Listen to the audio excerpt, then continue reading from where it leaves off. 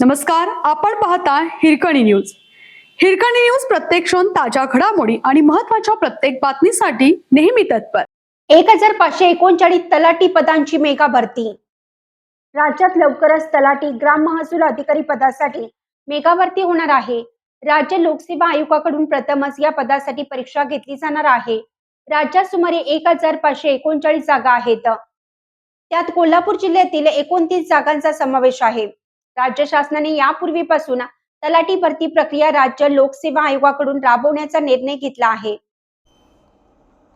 राज्य शासनाने यावर्षीपासून तलाठी भरती प्रक्रिया राज्य लोकसेवा आयोगाकडून राबवण्याचा निर्णय घेतला आहे. त्यानुसार प्रत्येक जिल्ह्याकडून बिंदू नामावली निश्चित करून रिक्त पदाची माहिती मागवली होती.